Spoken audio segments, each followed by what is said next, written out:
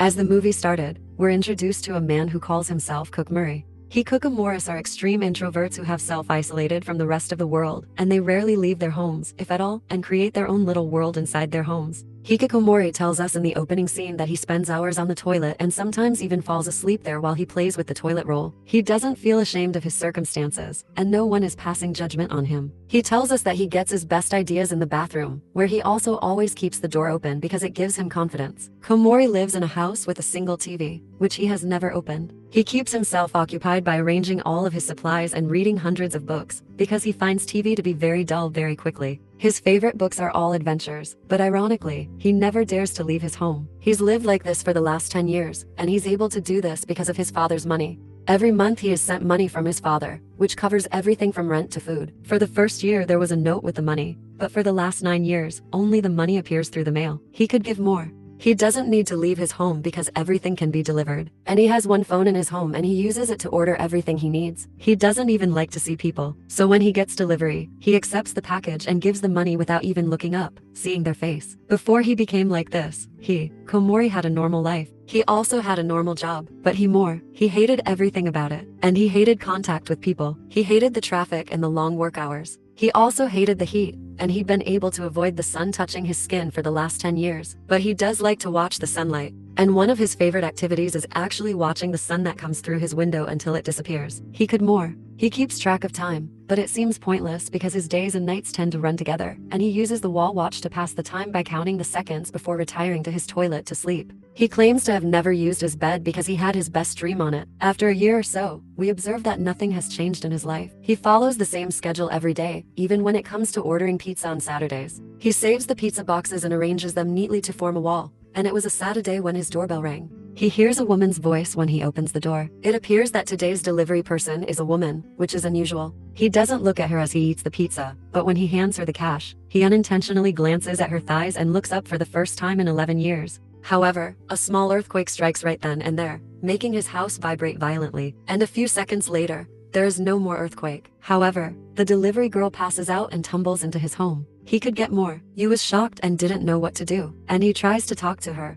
but she doesn't respond. To get her to wake up, he tries various techniques, such as dousing her in water. However, that also doesn't work. He then tries to ignore her for a short while, but he doesn't feel safe, so he decides to wake her up one last time. As he approaches her, he sees that she has tattoos on her arms. The tattoos resemble buttons, and each one serves a certain purpose. There were buttons for headaches, hysteria, fear, grief, and love. He could too. Then Komori notices a power button tat on her leg. He hesitated. When Lee presses it, the girl wakes up right away. She asks him if he pressed the power button, and he answered yes. And the girl then stays quiet for a few seconds before complimenting his pizza box tower. And she then points out that one of these boxes were not put properly, and he immediately fixes it. The girl then looks around his house and she was quite impressed, and she then smells her helmet and says that it's disgusting and then gets back on her bike and leaves. Over the next few days, he grew more. You couldn't stop thinking about the girl. He was smitten about her and all his thoughts were about her. And his routines get disrupted. He couldn't eat or sleep, or even his toilet. Time was disrupted. On a rainy day, he decides to talk to her and for the first time orders pizza before Saturday. Minutes later,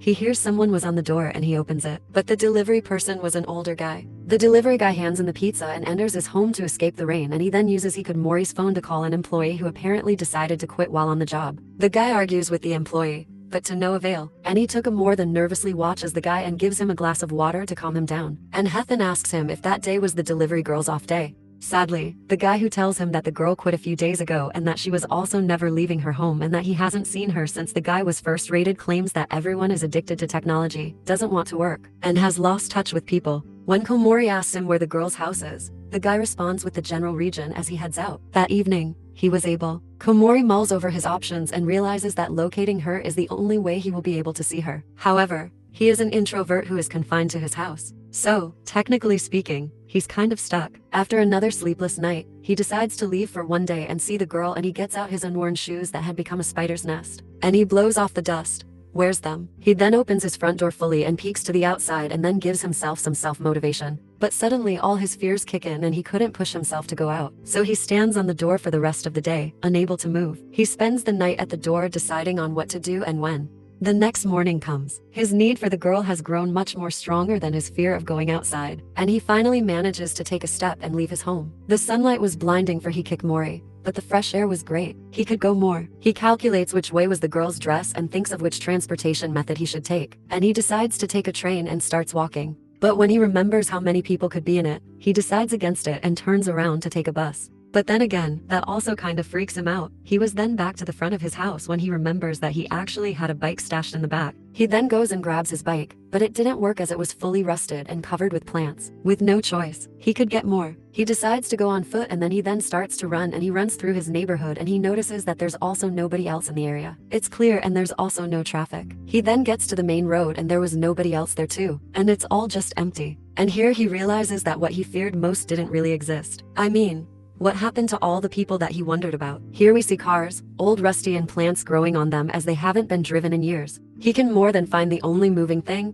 which is a robot carrying a pizza, and the robot then turns and smiles before continuing his journey. And it is here that he could. Komori realizes that everyone has become like him in this world. Technology has become so advanced that human beings are no longer needed for the world to function. Human contact had also been replaced with technology. Humans have become house pets, and they never dare to leave their comfortable houses. There are some humans still roaming around, like the delivery guy, but most people have become complacent and given up. Robots have taken all the jobs and they feed and entertain humans. He could. Komori reaches the delivery girl's neighborhood and he starts looking through the windows of people to find her as he walks through the neighborhood. He starts noticing how people spend their lives. A few of them are just like him, leading precise routines and maintaining impeccable conditions. However, he also observes newcomers attempting to obtain amusement from television. Then he encounters a woman who has been living alone for the past 15 years. She doesn't seem to be experiencing any joy or grief, and everything in her life is just boring. And it gave him an excellent preview of the life he will lead in the next years, one that kind of terrifies him. He then continues down the road and sees the delivery girl adding another tattoo on her arm, and he says hi to her, but she immediately closes her window when she sees him. He then rushes to her door and begs her to open it, but she doesn't answer. Suddenly another earthquake begins, and this time it was a lot stronger, so strong that it even scares all the people living in the neighborhood, and they all run out of their homes.